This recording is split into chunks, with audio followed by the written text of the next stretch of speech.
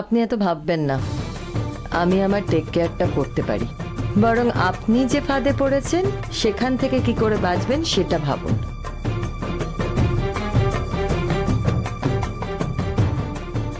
আমাকে আপনার উপদেশ দিতে হবে না।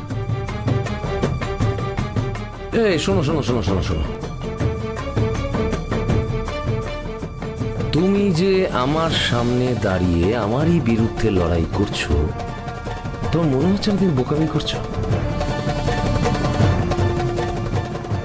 আমি যদি চাইতাম তাহলে তো আজই আমি তোমাকে ফ্ল্যাট করে দিতে পারতাম। আরে কনসেশন দিলাম। দেখো, বাস্তব জীবনে তুমি হয়তো খুব একটা বেশি কোটে পা রাখতেই পারবে না, তাই না? ভাবলাম নিজের ওকালতি যদি একটুখানি নিজের সঙ্গে করতে পারো।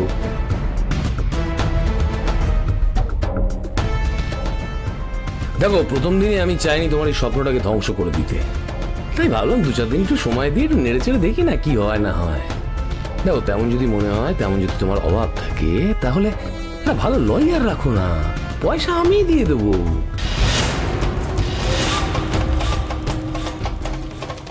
আরে এইটুকু জনসেবা আমি প্রায় করে থাকি, এতে কোনো সমস্যা নেই। Shut up.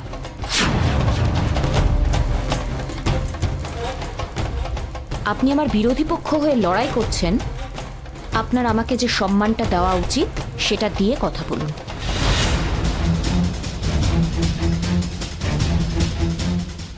আমি আমার নিজের ওকালতি করছি, অতএব আমার প্রাপ্য সম্মানটা পাওয়া উচিত। আর যদি না দিতে পারেন তাহলে দয়া করে ভবিষ্যতে আমার সাথে কথা বলতে আসবেন না। তাছাড়া কোর্ট প্রেমিসেসের বাইরে আপনার সাথে তো আমার কথা বলার কোনো প্রয়োজন নেই। কি বললে তুই? বুঝতে পারছেন আমি যা যা বলেছিলাম এদের নিয়ে সবটা মিলছে তো? বাবা,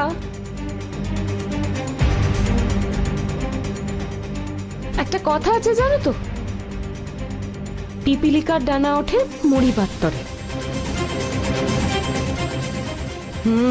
ঠিক বলেছ। আমিও ঠিক এই কথাটাই বিশ্বাস করি, জানো তো। পিপিলিকার পাখা ওড়ে মরিবার তরে।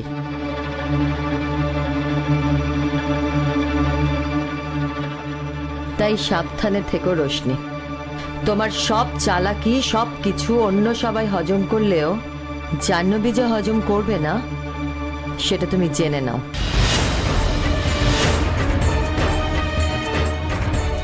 আর ঋষিও জাহ্নবীকেই সাপোর্ট করবে।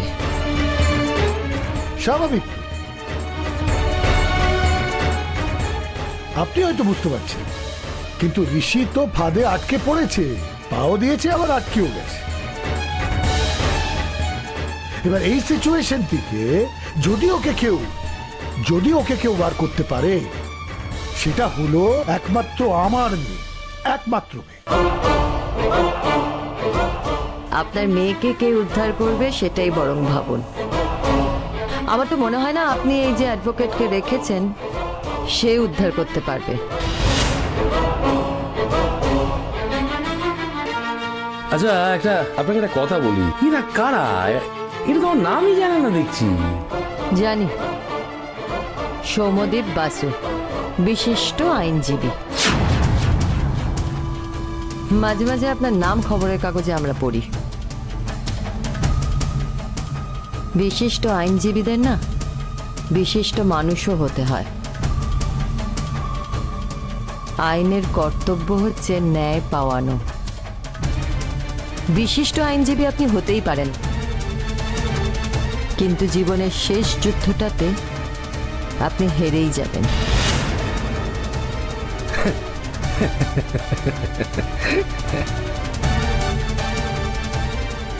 তার মানে আপনার ধারণা হচ্ছে যে পুচকে মেয়েটার কাছে আমি হেরে যাব, তাই তো?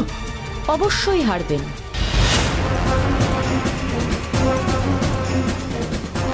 কারণ আপনি সত্য দেখে কেসটা কিন্তু নেননি, আপনি অর্থ দেখে নিয়েছেন।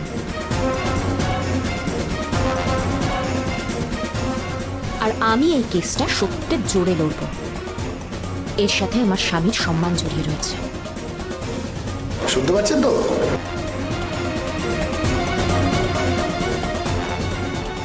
আপনার সামনে দাঁড়িয়ে দাবি করছে যে ঋষি ওর বর। তাহলে যে আমার মেয়ে বিয়ে করলো ঋষিকে, তাহলে ও কি হলো ঋষির? বাবা আমি সহ্য করতে পারছি না এই মেয়েটাকে, জাস্ট সহ্য হচ্ছে না আমার আর।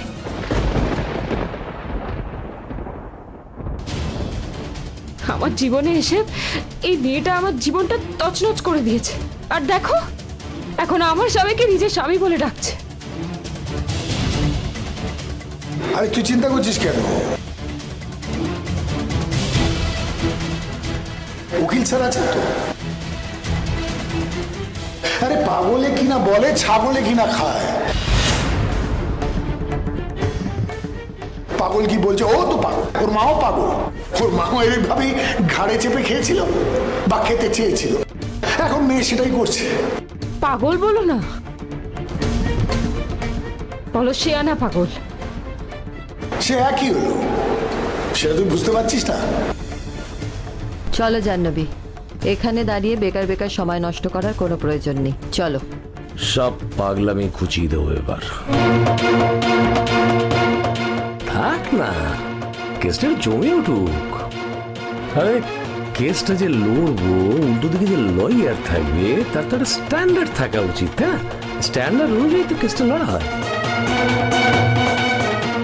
আরে চাইলে তো আমি নিজেই মারতে পারতাম, টিপে টিপে মারতে পারতাম,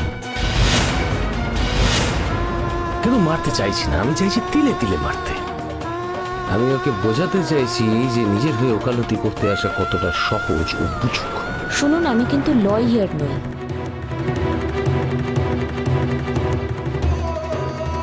অতএব আমার মিথ্যে ওকালতি লড়ার কোনো শখ নেই। আপনারা লয়ার, আপনারা সত্য মিথ্যে না দেখে শুধুমাত্র অর্থের জন্য কেস লড়েন। মিথ্যে আপনাদের মধ্যে আছে, আমার মধ্যে নেই। সুতরাং আমার হেরে যাওয়ারও কোনো ভয় নেই। আমি বরং আপনাকে সাবধান করে দিচ্ছি, আপনারা যতই মিথ্যের জাল বুনুন, মিথ্যেকে সত্যি বলে চালানোর চেষ্টা করুন, সত্যি কিন্তু চিরকাল সত্যিই থাকে। আর এই সত্যির আলো মিথ্যের অন্ধকারকে ছিঁড়ে প্রকাশ পাবে, আর সেই প্রকাশটা আমি করবই করব। ঋষি সেনের কোনো অসম্মান আমি মেনে নেব না। আমার জীবনে যাই ঘটে থাকুক না কেন, ঋষি সেনের জীবন আমি অন্ধকারে ঢাকতে দেব না। আর এটা আমার চ্যালেঞ্জ।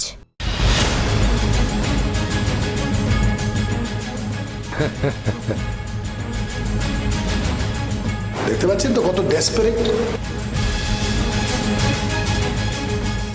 আপনার মুখের সামনে দাঁড়িয়ে কি সব কথা বলে যাচ্ছে। বলতে দিন, বলতে দিন। ছেলে মানুষ বলে কথা। আরে বাচ্চারা অনেক সময় কথা শিখলে হয় না, অনেক বাচ্চারা না বুঝেই অনেক কথা বলে দেয়। ওরও ওরকমই হয়েছে আর কি। এই বয়সে একটু হয়, পড়ে পড়ে এই সময় একটু খই পড়ে আর কি। এই ফোঁটা বন্ধ করতে না আমার 2 মিনিট সময় লাগে। ছেড়ে খেলছি, ছেড়ে। দেখুন না মজাটা কিরকম হয়, দেখুন না। ওহো, কেন এখানে দাঁড়িয়ে দাঁড়িয়ে সময় নষ্ট করছো জাহ্নবী? আমাদের তো বাড়িতে যেতে হবে, চলো। চলো ছোট মা, আমি তো যা বলার বলেই দিয়েছি। আর আপনাকে বলে রাখছি, আপনি যদি এরপরে কোর্টের বাইরে আমাকে এভাবে থ্রেট করেন, তাহলে কিন্তু এই কথাটা বিচারকের কানে যাবে। আর একটু সাবধানে থাকবেন, আপনার লাইসেন্সটাও কিন্তু ক্যান্সেল হয়ে যেতে পারে। আপনাদের তো অ্যাসোসিয়েশন আছে, আমি কিন্তু সেখানে আপনার বিরুদ্ধে লিখিত কমপ্লেন করতে পারি। মাঝ রাস্তায় ডেকে এনে আমাকে থ্রেট করছেন। আজকে যা করলেন করলেন, ভবিষ্যতে কিন্তু আমি এগুলো সহ্য করব না। ভবিষ্যতে আর এরকম কাজ করা তো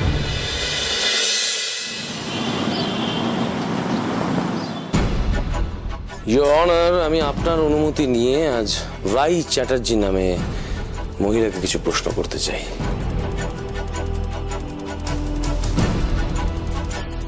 এই কেসের সঙ্গে রাই চ্যাটার্জি কিভাবে সম্পৃক্ত সেটা আগে বলুন। Exactly your honour.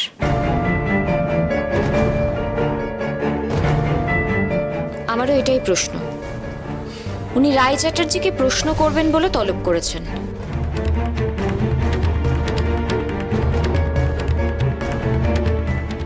কিন্তু রায় চ্যাটার্জির এগেনস্টে তো এখানে কোনো কমপ্লেন নেই, কোনো অভিযোগও নেই।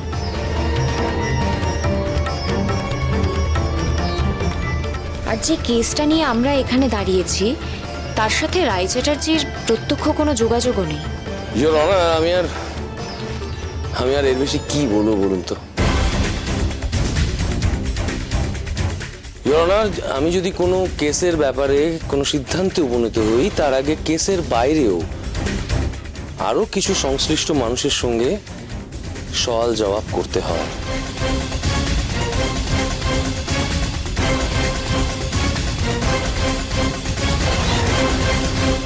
তাহলে কেসের সিদ্ধান্তের ব্যাপারে খুব তাড়াতাড়ি সেটা সহায়ক হয়।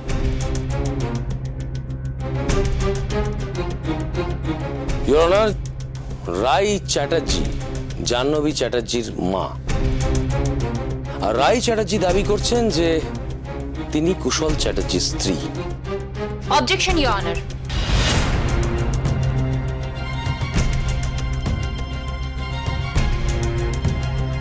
ইয়োর অনার, রায় চ্যাটার্জি এখানে কোনো রকম ভাবে কোনো দাবি করেননি। রায় চ্যাটার্জির কোনো বয়ান এখানে নথিভুক্ত করা হয়নি। তাহলে উনি কোন বেসিসে বলছেন যে রায় চ্যাটার্জি দাবি করেছেন উনি কুশল চ্যাটার্জির স্ত্রী?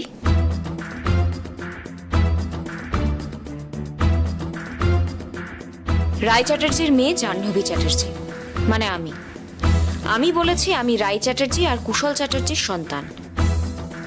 তার মানে তো এটা দাঁড়ায় না যে রায় চ্যাটার্জি দাবি করেছেন কুশল চ্যাটার্জি ওনার স্বামী।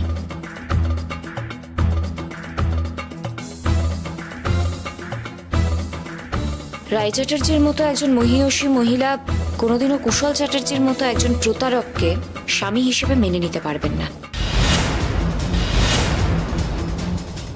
আর রায় চ্যাটার্জি এইটুকু বোঝেন, একজন বিবাহিত মানুষের স্ত্রী থাকা সত্ত্বেও অন্য কেউ এসে তার স্ত্রীর দাবি করতে পারেন না। জন, আর আমি রাই চ্যাটার্জির মুখ থেকেই এই বিয়ের সম্পর্কে কিছু কথা শুনতে চাই।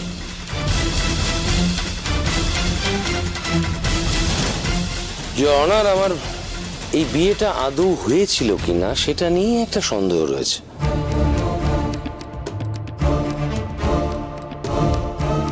বিয়েটা বড় কথা নয় ইয়োর অনার, তার থেকেও বড় কথা হচ্ছে বিয়ের নাটকটা, সেটা কিভাবে হয়েছিল সেটা নিয়ে আমার সবচেয়ে বেশি সন্দেহ রয়েছে।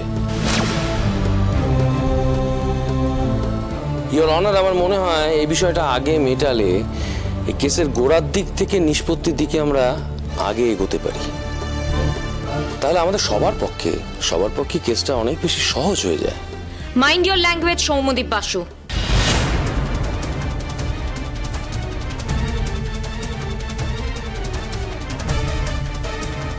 আপনি কি করে এই কথাটা বলতে পারলেন যে ওটা একটা নাটক ছিল? মহামান্য আদালতকে আমি জানাতে চাই এখনো প্রমাণ হয়নি যে সেই বিয়েটা নাটক ছিল না রায় চ্যাটার্জির কাছে বিয়েটা সত্যি ছিল।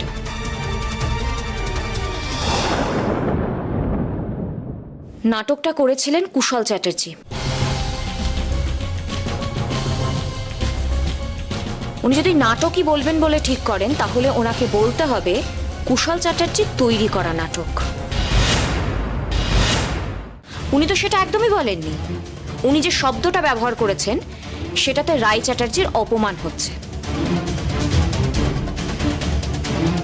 আমি এর তীব্র প্রতিবাদ জানাচ্ছি।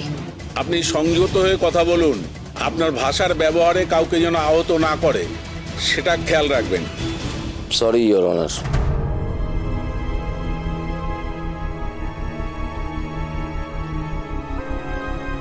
আমি নিশ্চয়ই আপনার কথা মেনে চলার চেষ্টা করব, তবে ইওর অনার কখনো কখনো কিছু শব্দবন্ধ মুখে চলে আসে, স্বাভাবিকভাবেই চলে আসে। তবে আপনি যখন আদেশ দিলেন তখন আমি নিশ্চয়ই সতর্ক হওয়ার চেষ্টা করব, থাকবো সতর্ক।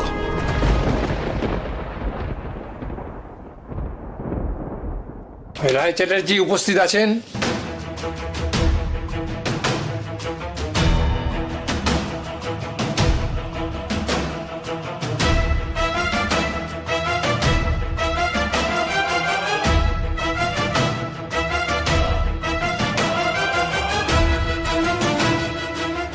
যাহা বলিব সত্য বলিব, সত্য ছাড়া মিথ্যা বলিব না। আমি যা বলিব সত্যি বলবো, সত্যি ছাড়া মিথ্যে বলবো না।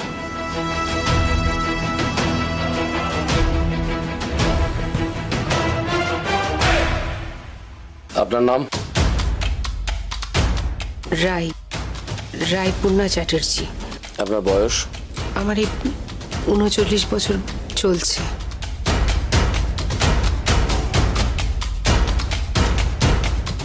আপনার মেয়ের বয়স?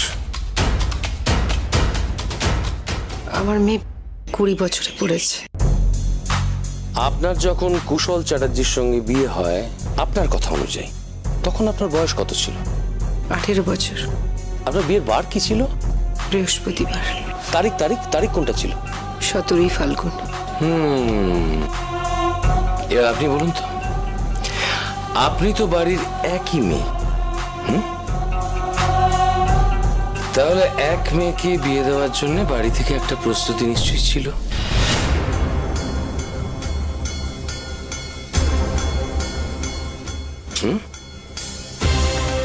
ছিল তো?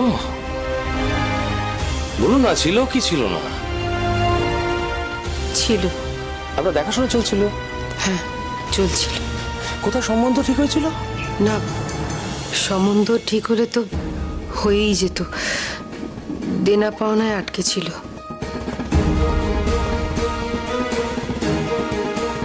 কিংবা পাত্রপক্ষের পছন্দ হচ্ছিল না, কোনো না কোনো কারণে হয়ে ওঠেনি। না না, তা না হতে পারে, কিন্তু আপনার বিয়ে দেওয়ার জন্য আপনার বাড়ি থেকে একটা প্রস্তুতি ছিল তো। কি ছিল কি ছিল না? হ্যাঁ, তা ছিল। তাহলে হঠাৎ আপনার মন্দিরে বিয়ে হলো কেন? এই কারণটা বলবেন প্লিজ।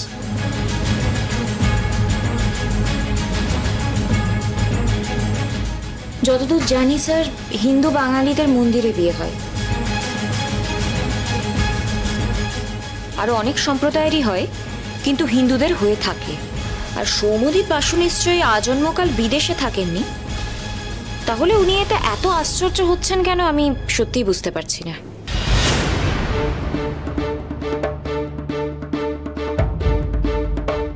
উনি যখন বাংলাতে থাকেন, বাংলায় কথা বলেন, বাংলায় কাজ করেন, তাহলে ওনার এইটুকু জানা উচিত যে অনেক বিয়েই মন্দিরে হয়।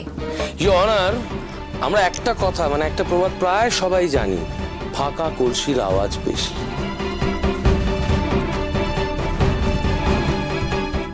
এই বাচ্চা মেয়েটিরও ঠিক সেই অবস্থা হয়েছে। সবে এসছে তো, এখন নিজেকে প্রমাণ করার জন্য, নিজে কতটা জানে সেটা জানাবার জন্য একবারে ছটপট ছটপট ছটপট ছটপট করছে।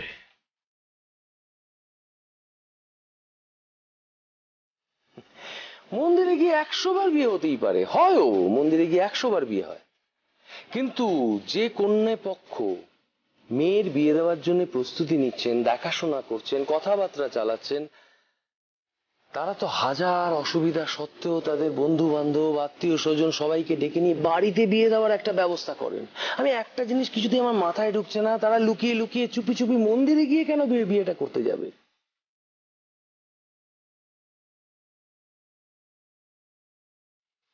এই প্রশ্নটা আমি আপনাকে করছি, দয়া করে প্লিজ এর উত্তরটা দেবেন। কেন মন্দিরে গিয়ে লুকিয়ে লুকিয়ে বিয়েটা করেছিলেন? কুশল চ্যাটার্জির বাড়িতে এক ঝড় জলের রাতে আমি খাবার দিতে গিয়ে আটকে যাই। সেদিনকে হরকা বান উঠেছিল। আমার বাড়ি নদী পেরিয়েই যেতে হয়। সেই রাতে নদীর জল পেরিয়ে যাওয়া সম্ভব ছিল না।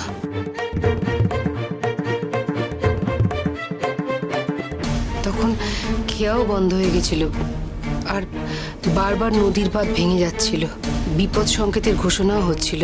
তাই আমি সেই রাত্রে কুশল চ্যাটার্জির বাড়িতে থাকতে বাধ্য হই।